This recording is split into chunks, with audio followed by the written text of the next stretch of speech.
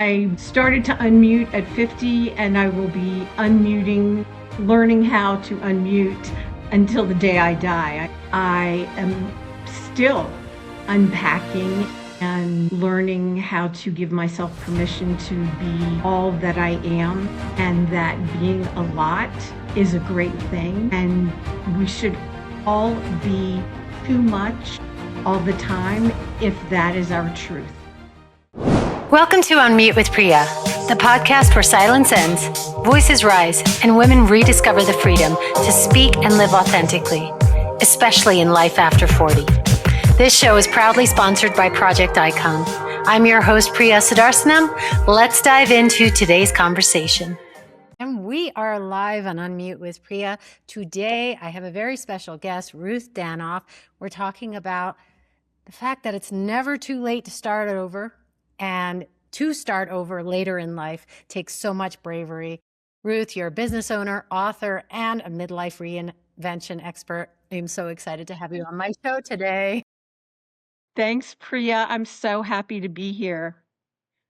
Appreciate the time. So, Ruth, you were diagnosed with ADHD later in life. Let's start there, because I feel like that is a huge part of your unmuting process. So tell us a little bit about your journey there. And I started to unmute at 50, and I will be unmuting, learning how to unmute until the day I die, I suspect. Being diagnosed late in life for women comes with its own tanker full of baggage that you need to unpack and look at and learn how to figure out who you really are and how to give yourself permission to live unmasked. A lot of therapy involved, which is a great thing.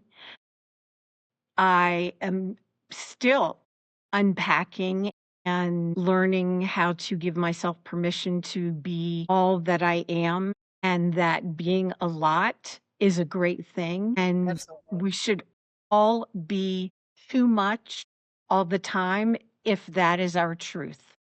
You know, if I you think are, as women, we're often told, yeah, you're too much, or that person's too oh my much, too gosh, much. Yeah. I grew up with it. So tell me, when you got that diagnosis at 50, obviously you were looking into something that, what made you want that diagnosis at 50, or pursue Right. it? What was the impetus? Yes. I was struggling with an interpersonal issue at work, and was having a conversation with a couple of people, not about that person, but somebody said to me, they knew I was in therapy, and they said, "Have you looked into ADHD?" And I said, "No, what is that?" And at my next meeting with my therapist, we talked about it, and I tested, and sure enough, and then I started on medication, and it just made the world of difference. It was like I can see clearly now. So growing up until 50, did you have struggles with learning? Yeah. It was, for me, school, just hearing the word school still gives me a little pause. I did not do well. I didn't learn good study habits as a child. And so I just faked my way through it, is what I feel like. And it was very hard. It was just very hard, especially coming from a family of siblings that are doing very well. And it just wasn't thought about back Yeah, then. that resonates with me so much, because I mean, I think you and I are from similar backgrounds where you have to work hard. There's just Yes. expectations. And in my family, I was just expected to be a good student. And Hmm. it wasn't the case. I mean, I did my best, but just the comprehension and the focus I struggled with, and I was expected to know how to do it. So it created a lot of pressure, a lot of anxiety. And when I didn't hit that A, it was not that I would get into trouble for it, but Right. There was an it was, expectation, it and was you didn't want to let people down. yeah, And absolutely. for me, same, and so much shame. You Mm, know, what is wrong with me? Why can't I do this? yeah. And so the premise of my work these days, and after my big spiritual awakening, my purpose on earth is to do my best to help other women not go through what I went through. That's amazing. That's amazing. This is a natural segue into talking about your journey because this later in life diagnosis of ADHD was also the entry into the spiritual awakening. Yes. If we talk about that age of 50, now we're talking about perimenopause, Yep. postmenopause. Yep. So share a little bit more, if you're okay with it, about your Sure. spiritual awakening, what that was, because we're hearing a lot of it. Yes. And hopefully we'll be hearing more about it Yeah, as I hope so too. because I think that so many people are going through it and are a little ashamed or afraid to talk about it because it can be used to be a taboo topic. Yes. And I hope that we start hearing more people just in our everyday life speaking up about it, you What know? because I think when we talk about spiritual awakenings, people think you're going to start seeing spirits and you're like flying in the ethers. But what was the spiritual It awakening for you? right, exactly. It's none of that. It is all internal, which Mm, people don't really understand. It has nothing to do with going outside of yourself. It is healing your traumas. I had, my gosh, a lot of nights when I was on the sofa sobbing so hard that, there were times I didn't know why I was sobbing anymore, but I knew I needed to be sobbing to just let it out. yeah. There's so much trapped in there that you're not aware of, that when it starts coming up, it can show up. It's different ways for every person. Have lost a lot of people in my life. To the biggest loss I had throughout all this, I had to put my dog down kind of towards the beginning of it for me. And my gosh, that about broke me. Yeah. That just about broke me. That's just sounds so painful. Just being It a would, mom. Yeah. yes, it was, yeah. I know why it had to happen, as far as my path and my purpose. I understood that. That did not help with the pain whatsoever. Yeah. Was there a specific moment that started this spiritual awakening for you? Was it the diagnosis of ADHD, or was there a specific point that you can pinpoint where you're like, it started now? It started this Well, moment. I think, you know, in retrospect, I think it did start when I got my diagnosis. And because I knew so little about it, I was living in Maryland at the time and have since moved down to North Carolina. Yeah, in hindsight, thinking about things, I've always been very intuitive, but things are just really honed. And I, as I like to say, was laid off from the last corporate job I will ever have in 24 and August of 24. And I um, want to say this is congratulations. Thank you. Yes, it is a congratulations. It is a congratulations because I started my own business and realized I always thought that I needed so much structure in my life, but having that much structure at work, Yeah. it's just not for me. And I see that so clearly now. And I really had to start believing in myself and give myself permission to go out and try it again because I've been here before. Okay. People with ADHD, we start stuff all the time. We are infamous for starting hobbies, and it may be a day later, it may be a month later, maybe a year later. You just wake up one day and you're done with it.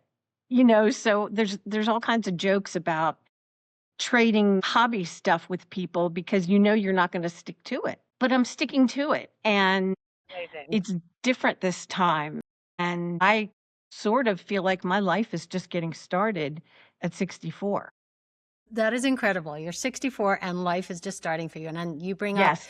something that as women, we are, I feel like if you watch TV enough, if you watch the commercials enough, you're preparing for this big downfall that's going to happen post menopause, that everything is crumbling, your body's falling apart. And meanwhile, it really is it's an entry into the second act of life where really women can reinvent themselves. Yes.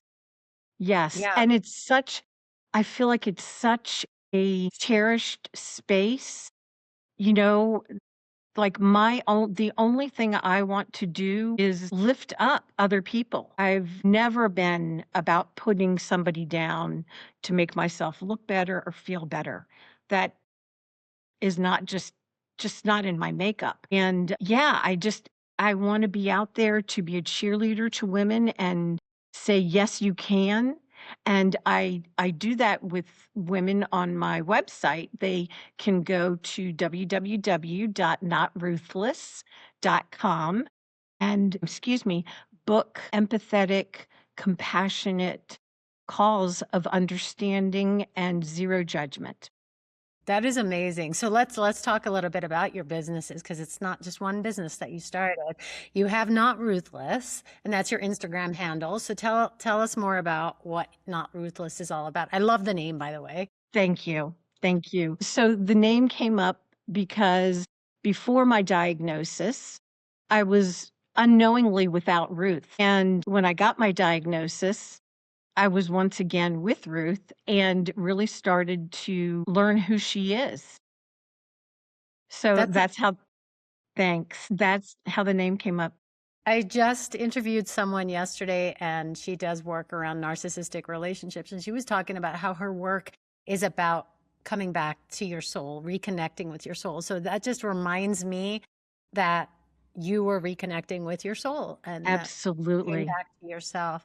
So Absolutely. in your work, how do you support other women? If you can share that. Yeah. What sets you apart? Well, I've been there. I've been through it. I know in great detail everything they're talking about and how they're feeling. And I even take calls of family members or loved ones of people with ADHD to kind of give them an outside perspective on maybe what their loved one is trying to say. But it's easier to hear from a stranger, Yeah. Would you which is say, I just mean, interesting. hindsight's 2020, but would you say that without that diagnosis of ADHD, that you would have maybe still been in this corporate world, kind of burning the candle at both ends, in that Absolutely. you would have been? Yes. Tell me more. Tell me more. I lived I grew up hearing a lot of negative things about myself. And when when you hear the same thing for 50 years, it's hard to unwire that. And I really want to make this point. Having gone through an awakening and being healed does not mean that we don't still get angry, that we don't still get triggered, that things don't get to us. That is a misnomer if people believe that. Because trust me, my ADHD trigger temper is alive and well. That's awesome. But you embrace it. I embrace it. I know about it, and I have just become such a calmer person through it. And that's how I feel like, because you've been through it, that's how you can support people who Exactly. are going through it. Yeah. Exactly. So we have Not Ruthless, where you're supporting other women who are Right. going through this journey. Tell us a little bit more, because you have some more businesses as well. I do. Well, I am on my second draft of my book that I'm writing, and I'm really excited about that. My working title to start with is gonna be Starting Over at 64, I love it. and, not sure about the rest of it, but it's coming along, and I am so proud of myself because to have I sent the first chapter when I found my editor, and she responded with, "You're a very gifted writer." I was, like, looking around the room like, "Who's she talking about?" Did you ever think you were a good writer? I No. No, Yeah. no, and I have a cousin who has gained fame through it. I have another cousin who, may he rest in peace, wrote and directed the movie Arthur. So it's all on my mom's side of the family. It's in my blood. I've just never nobody's ever given me a chance. I've never given myself the chance. Ruth, And this it I have goosebumps as you tell me this. Wow. Thanks. But the Congratulations Thank on this you. too. Yeah. It is really amazing, and I am so excited to be able to share my story with other people, and I just hope it helps. You have any specific timelines of when this book will be out? I'm hoping by the end of 26. Amazing. Yeah. Well, we will make sure to get that out there. Yes. Get everybody, yeah. My biggest passion right now is my Arctic undies. Arctic undies. I love it. Arctic undies. So, ladies, I know every one of you that is listening to my voice is going to want this product. It's cooling underwear for women that is not just about the fabric. That's really the only thing that's on the market right now are products where it's about the wicking of the moisture. But we need an air conditioner down there. We just Absolutely. do. I mean, that would be ideal is to have an air conditioner. Second best thing is gonna be having a little technology built in to keep things cool and comfortable, and it's gonna be a game changer. I mean, whether you are an Olympic athlete who's out on the court or you are a boss CEO in your boardroom, things happen. We get hot down there and it gets sweaty, and Arctic Undies is the answer to all of that. I absolutely love it. And this is Unmute with Priya. So we can talk more about this because it's something that we don't talk too much, talk about vaginas, talk about getting hot. Yep. It's, the fact that you are a woman, that you have experienced it and that you've created this because you needed it is really Yes. speaking, I think is going to speak to so many women around the world who are in this place of perimenopause, postmenopause, where you're dealing with these symptoms and you kind of have to go through life and go through your day silently while you endure these symptoms. Suffering. Suffering. Suffering Exactly. in silence. And Yeah. they're just there's nothing out there like this. And I still to this day don't quite understand why, given all of the companies out there, but I would like to ask, if I may, that people, if you are interested in contributing, continuing to look for funding to build my prototype. Please reach out to me either through my website, www.notruthless.com, or you can email me at arcticundies143@gmail.com. Amazing. Well, we'll make sure to put those links in the show Thank notes. you. When it's on YouTube, we'll put those links in the description as well. I love that it just sounds like your product is natural. I'm a person who loves natural things as I've Yes. been navigating through this menopausal journey and hot flashes. I have tried medication. I felt like I was outside of my body and it did not feel I know right. that feeling. And so the fact that there is something natural out there for women that's not going to be toxic on your body, I think is an amazing thing that you're offering to the world. Yeah. Yes. So you've started these businesses diagnosis at 50, starting over at 64. What would you say what would you say is your superpower? Because it sounds like you have a lot of them, but what is your superpower? My superpower is my belief is I just don't give up. Amazing. I don't quit. If it's, in different iterations of my life, I've been a salesperson, I've been an organizer, I've always had a side hustle going on. And when I was selling, I did not do well at it in hindsight because I didn't care about the products. It was boring to me. I can talk about Arctic undies all day long and not get bored because I came up with it. Yeah. Yeah. So it's, people with neurodivergent minds think outside the box. We always have ideas. The struggle is we don't know what to do with them, Yeah. and it's still a struggle for me. I am still trying to navigate all of this, which is why I'm hoping to find a business partner who, knows about that side of things and get the funding so I can make lots and lots of women happy out in the world.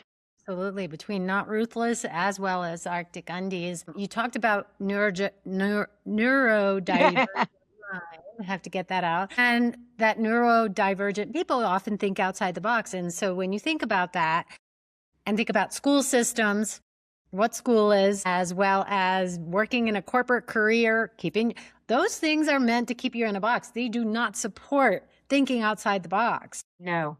Yeah. No. So knowing that you are neurodivergent now at this age, what would you say? Would you have any advice for your past self? If you could go back in time and talk to that younger version of yourself, what would you say to yourself?